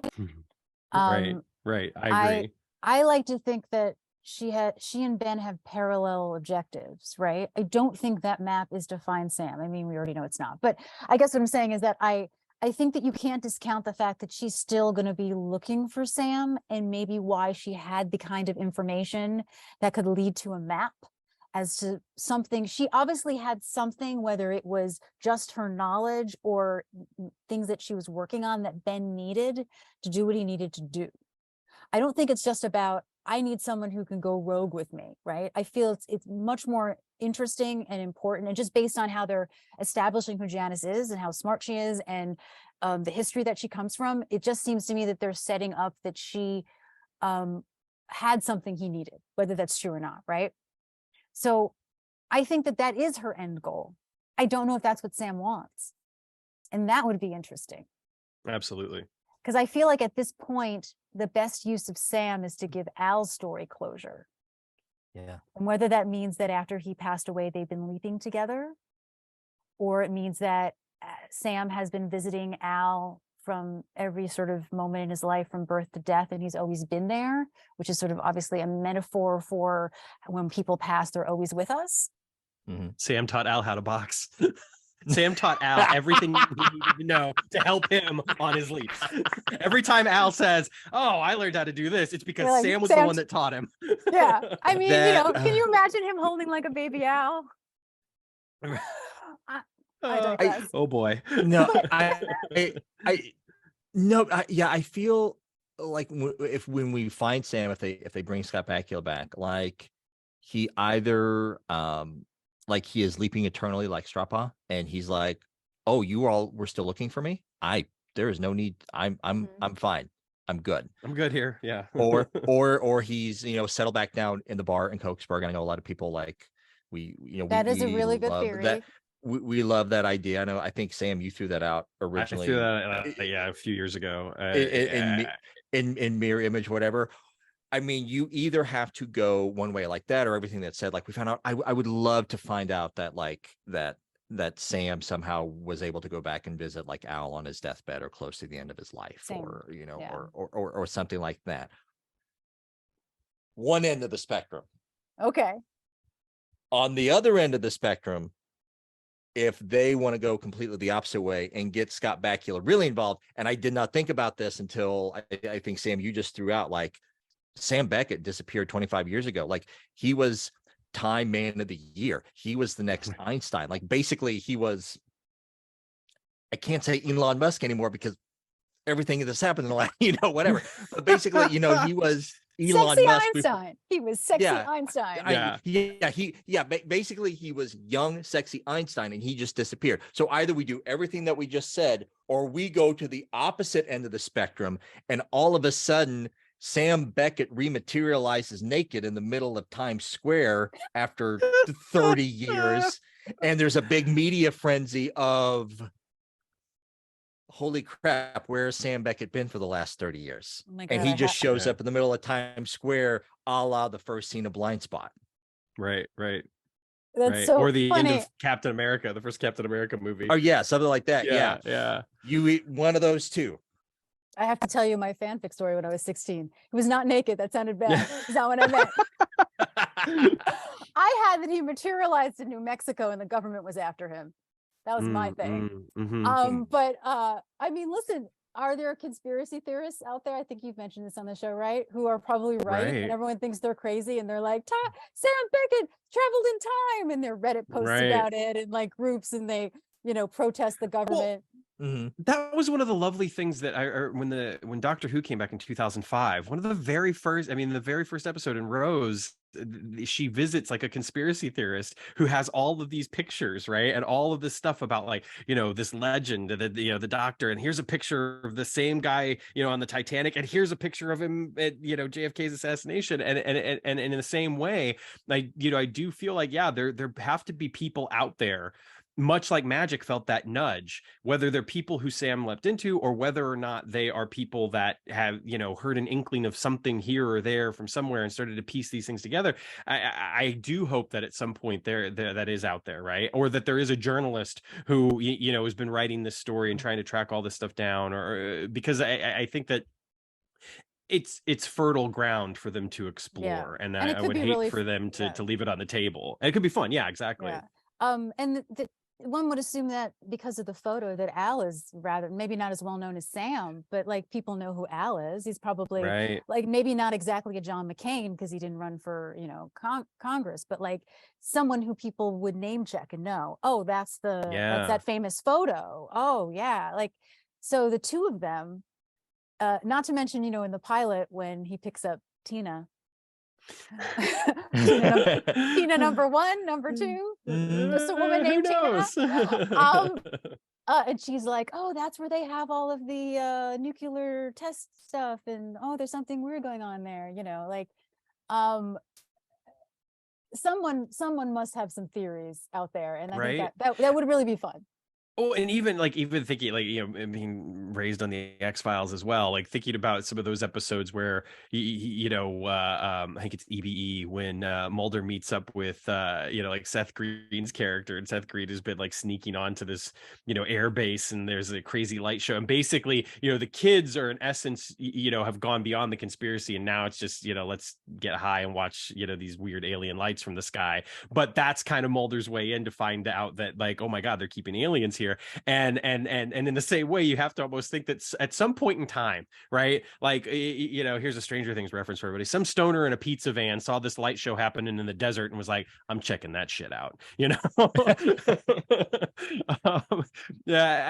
again, I just think that Deborah Pratt, when she talked about the possibility of there being a franchise, my initial reaction was to just kind of be like, I love you, Deborah, but pump the brakes. Like, I don't know if we need that. I don't know if we need that. But I think the thing that becomes more and more clear as we talk about the show in the now, as opposed to it being something that's been off the air for 30 years, it's clear that there is so much that they could explore with the concept of the show, and do it in such a way that all of it does kind of revolve and pivot almost around the original series and around Sam Beckett and around Al Calavicci as these characters. And I think that's really cool. And I think that the revival series is exploring their own ground, doing their own thing. But they've mentioned Sam enough. Magic has, set out his mission is to bring him home. That obviously Ernie Hudson has put it out that it's his mission to bring Scott Bakula home. Right. I'm bringing Scott Bakula back to the show, damn it. And I believe in you, Ernie. I think that we're going to get there. It's just a question of when and how. And I really hope that we get the opportunity to explore a lot more of these areas, and whether or not that's done through Quantum Leap on the air on NBC right now, or that's done through a Peacock exclusive show or movie or whatever. The opportunity, I believe, is going to exist. I personally am feeling really good about a season 2. Same, so I think it's going to happen. Right. I think we're in a good situation as fans right now, and I'm in a good situation because I've gotten to spend the past couple hours with you guys. And Lauren, I'm so glad you were here. Thank you. Thank you. I hope I was coherent. Absolutely. I hope I fantastic. I guess all we did was talk about the Calaviccis, but I guess that's all I do online. But there's so much more that I'm excited to see. I'm excited to find out if we're going to find out what the safety protocols were specifically. If the computer chooses is because of the code, because we know that's not true. Right. But I also just want to say that I really do love that the tech and the theory has been updated, because it's based on science, and it's been 27, 23 years. Like, of course, it's gonna work, change. We don't even know if during the time that Al was looking for Sam, if they made updates or changes or things like that. Right. And I also think it's very smart, because they're really sort of making their own mark on the series, even just by having a different dynamic between the leaper and the observer, right? Who also, I don't know if this is on purpose, but Ben and Addison, Beth and Al, same initials. I don't know if that's on purpose or not, so like they're making it new, but also, I was gonna say mirroring. Oh my God, that's a terrible. No. It works. It works. We are but two dads who love puns, so do not apologize. Back to it, because it has to be new. It has to be different. It's almost like, a little bit what happened if Donna was the observer, right? I would love to see Addison have a conversation with Donna about, like, how do you do this, right? Does Addison have to make the choice that Donna made if he forgets her, to not remind? There's so many different things that you can do to bring the past into the present and make it relevant to the storyline of the people that we're seeing and we're meeting. So I'm excited as well, to see the story ground they're trying to cover. And I like that it's new and different. It doesn't take anything away from the old show. It just makes it, it's, I feel like I've said this before in a previous episode, like, I know so many people are like upset that this show is not the same format as the old show, but I would be bored with the show if it just came back and did the same thing that the old stuff did. So I like that they are updating everything, and they are updating this for a new audience, but also giving enough nuggets to us, the old fans. I firmly believe that really there was only one of two ways that, and this is an asinine comment to make, because there's multiple ways, of course, but for me personally, I believe there's one of two ways that the new show would work, and that's the way that they're doing it, or you go deep in the direction of the old show, and instead it becomes 3 episodes is one leap. You know what I mean? You spend time with those people. Yeah. You really get entrenched. You never have to make a comment like we've made about, episodes even recently, like when we talked to Matt Dale about A Little Miracle, where it's like, I almost feel like we could have used 15 more minutes. Like you really got to live with these people and be with these people. And because I just think that, to repeat the format of the original, I'm not saying it wouldn't work, but I certainly don't think it would be as satisfying as it was 30 years ago. Yeah. And they obviously know the show really well, because the trope between, I hate to use the word trope, because I think it's really interesting what they're doing between Ben and Addison thematically fits into a lot of tragic moments that we have with in the original series, right? With Al and Beth not being able to touch. It's really sort of fascinating to me how we're all so happy for this couple that we, at least except for the deleted scene, have never actually seen acknowledge that they can interact with each other. Which is also why I think it's kind of interesting, and I would love for them to play up the fact that now we have Beth, who right now is the only original, well, I mean, technically Ernie Hudson, but you know what I mean, original actor from the series who has appeared. And now Al is the ghost. In this story, and that's sort of an interesting thing to see. Like, I just think that what they're doing is they're taking sort of what is familiar about the show and what the sort of the show has been grounded in their story, and making it different. And that's really the smartest thing to do, because then we can. What am I trying to get at? I just think it was a good writing choice. It's 10:17 at night and I'm a little tired. No, we should. The thing is, I think I'm not trying to put words in your mouth, but I think that what I'm taking from what you're saying is that they gave themselves the opportunity to explore a lot of new ground while also remaining faithful to so many of the themes of the original series. That what you said, but also I really think developing its own thing as well. I really, and we'll see how much they sort of go into that. But I feel like we have to look at that saga cell, the people and the places that he calls home, Because the biggest difference, other than the dynamic between the leaper and the observer, is that we get to see the project. We get to see the people who were left behind. And the fact that Beth and Janis are in, second episode, technically the first, going forward. I mean, it's also very telling that the first person we see in the revival is Janis. We don't know who she is, but watching it again to go, the first person who speaks is the Calavicci. Right. Also, is it just me or doesn't she sound like Beth? Oh, I don't know if it was because I knew who she was playing when I originally watched it, but I remember originally watching it and going, oh, she sounds like Beth. And I don't know if I was just listening to it, but I think that the casting for Janis is really fantastic. She looks like she could totally be their child. And I applaud that because it can be hard. I think it's another sign, though, that everyone that's involved with this show certainly has a love and respect for the original series, because they are, it does seem like they're trying to get that stuff right, while also, like you say, doing their own thing. One of the themes that I think that they brought in that the old series lacked is this idea of setting up sort of like that metaphysical realm versus the technological realm. And I think they've done a really wonderful job at planting some great seeds. And I look forward to seeing how they pay that off, because there's certainly, even right down to Ian's line, Sam believed God was leaping him around. I think that, that line that they have is again, it just shows that that's not what they believe, that's not what they think. And so I think that it sets up some really interesting dynamics to continue to explore that. Dennis, that's something I also, just no, real quick, go that's ahead. something that I also really do like about the show is that I don't consider myself a religious person. I do really love what the show is saying. Of course, it's not saying it could be God, it could be fate. I mean, I think the bartender at the end pretty much confirms he's God, but I digress.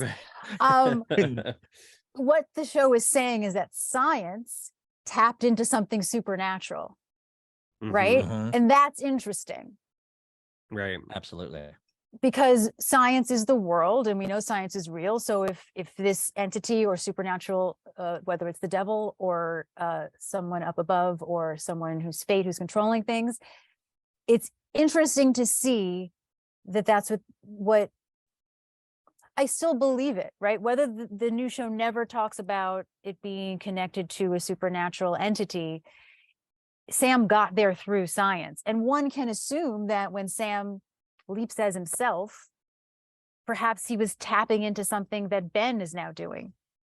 I mean, I like to think that, and I feel like the new series confirms that Sam can leap as himself or he can leap as other people.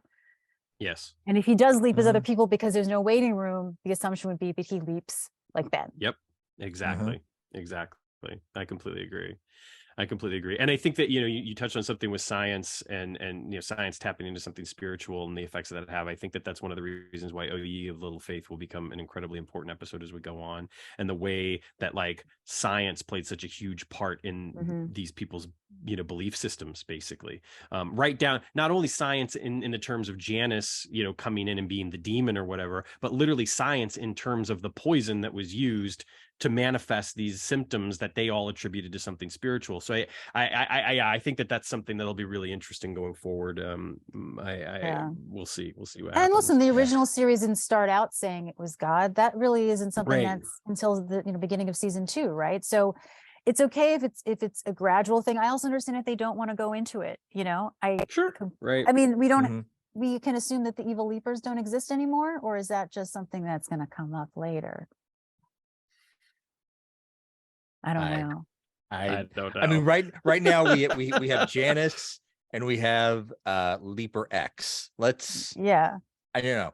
Now I could believe that Al, because I've always been fascinated with this, would think that an evil leaper would come after his children, and perhaps in this new timeline becoming more obsessed with figuring it out. And I was pleasantly surprised to find out that the whole internet agrees with something I thought when I was 16, was that 1945 hand link probably started the Evil Leaper project in the future. Yay, collective brain. One could say, I thought of this yesterday while I was prepping ideas to talk, so I will end with this. One could say that because Al became obsessed with trying to find that because he was worried for his children's safety, that he eliminated them and destroyed the hand link before it got into the wrong hands. So they don't exist. Interesting. And then, of course, Janis steals a hand link, and perhaps that hand link gets left. And so it's just one of those inevitabilities of time. Yeah. I mean, listen, if the devil runs evil leapers, the devil could also delete it from a computer system. Right. Just saying. It's plausible. It's why it's not there. Yeah. And to me, like, I didn't have a chance to chime in earlier. We were talking about like Janis's motives, like versus Ben's. But I think it is very possible Janis could know of like where like Ben knows he needs to save Addison in some way, whatever that means. Maybe the parallel mission is that Janis knows she needs to save some other point in time. Yeah. By some means, whether that's in the future, whether it's in the past, whether she wants to go back and heal something for her dad in the past. Yeah. I don't know. I hope they find a way to keep Janis running throughout the series, that she's not just like a one and done character in the first season. I really hope so. I really hope that they find reasons to have her return. I mean, we still haven't discussed something I think that we all agree on, is that Janis might have Ziggy's ego. Yeah. So, or know where it is. Yeah. So when does or how to unlock it anyway? Yeah, how to unlock it. Yeah. And but I also can't imagine that that's something that can happen until the mystery is solved, because Ziggy is literally a des machina. If you turn her on, she's going to be able to say, "Oh, well, Ben was here doing this, right, and Janis was doing that." Solved. And so I feel like that's probably the reason why there is no Ziggy, or they just felt it was too futuristic and didn't fit into our modern times. But considering that Ziggy starts the show, that makes me think that someone's hiding her, because Sam says the ego is what makes her not another number cruncher. Right. And at this point, all she is, is a number cruncher. Is a number cruncher. Ian gives the information to Addison, or Addison sees it on the hand link, and that's that. The only thing that surprised me about when we saw the project was how big Ziggy was. I had always assumed, and this is maybe, young teenage Lauren thinking, and me remembering, is that someone had just taken Ziggy and it was in like Donna's basement or Sammy Joe's basement. And then when the pilot started, I went, oh, of course she's that big. No one's doing that. What was I thinking? Of course she's that big. So if you can't take the mechanism, you would take the ego, because having that fall in government hands could be really bad, I would think. Right. Because what were they going to do? What were they going to do with her with no Project Quantum Leap? They probably would have used her for nefarious purposes. For sure. Yeah. I think the U.S. government. Yeah. Like I said, I am really hopeful that they bring the ego back somewhere in the end of the first season. Like I said, I don't think they can keep it as a regular part of the series, because I don't think it fits. And to me, it's like the computer voice being too futuristic. Like for me, like I feel like that's a trope of like 80s and early 90s, like Ziggy, Kit. I'm sure that there are other examples that I'm forgetting. That's just like too dated of a thing. Yeah, that's why I wonder if she's going to come back at all. But but it would be nice if there was a way to do it where what you're saying is that maybe briefly she comes back. Yeah, briefly comes back in some way. There will be a moment where we pan in and Ian is talking to Ziggy, and as they ask Ziggy a question, we hear a response in Deborah Pratt's voice, and then the camera pans down and it turns out that there's a technician underneath working on Ziggy, and she rolls out, and no, I'm just kidding, that's absurd. That's like I was saying that I would laugh so hard if Janis walks in and goes, "What, you didn't like flip the switch?" Right Oh, exactly. That's what that does. Never push that. This is it. That being said, as towards wrapping this up, I just say, talking about Ziggy's voice, I don't think I've mentioned this in any episode.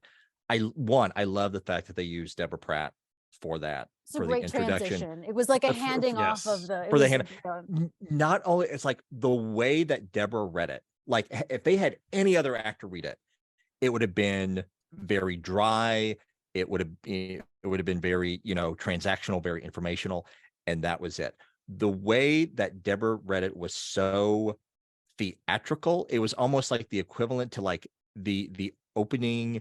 I can't think of the right word. Overture. That's it. The opening overture of a musical.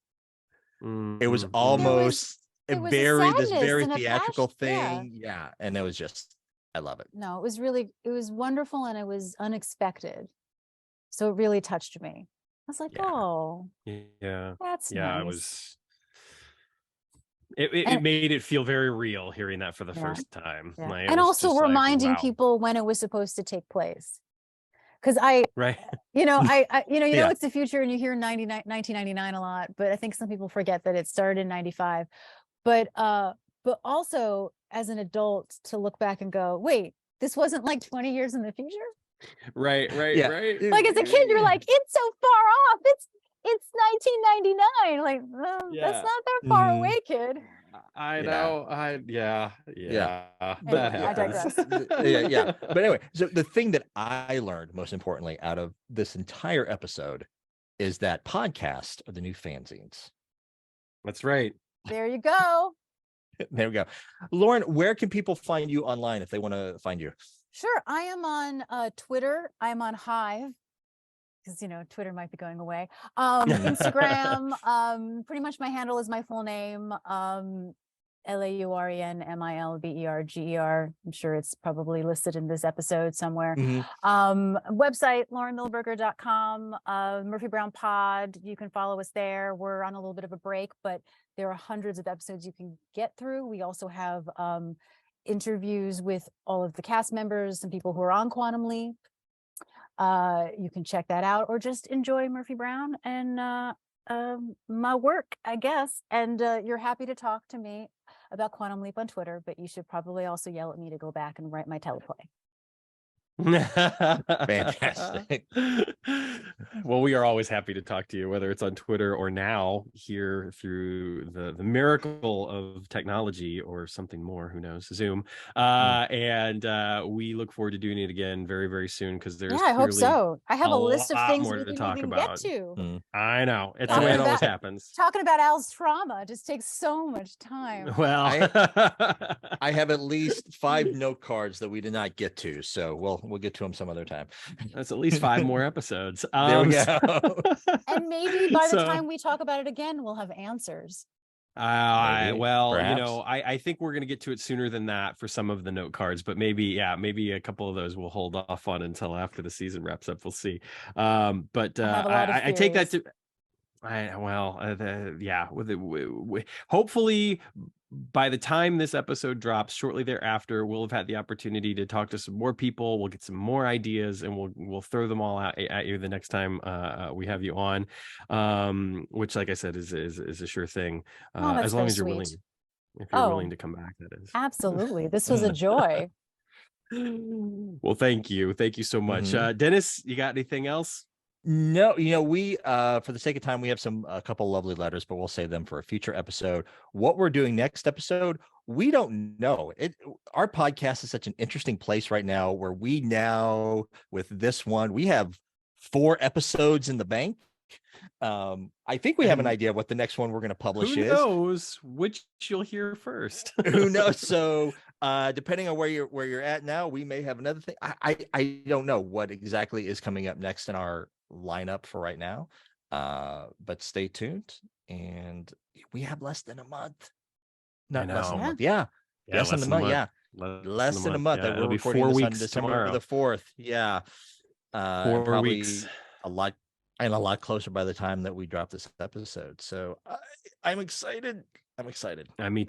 Me too. It'll be nice to kind of really truly, get back in the swing of things. We unintentionally, I think, took a little extra time off. So it's good to be back recording stuff. We've got interviews and we've got fun collaborations, and we'll get stuff out here.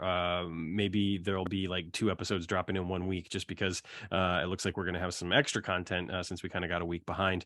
So we really appreciate you all hanging in there with us, listening, following, starting the conversations, having all these wonderful conversations. It's just such a joy to see. It makes being a part of this fandom feel so much more immediate than it has in 30 years. And back then I was a little kid and I didn't have a pen pal like Lauren did. So I'm grateful that I don't have to go through the effort of writing letters and putting a stamp on them. But thank you all so much for taking the time out to listen to us. Take care of yourselves.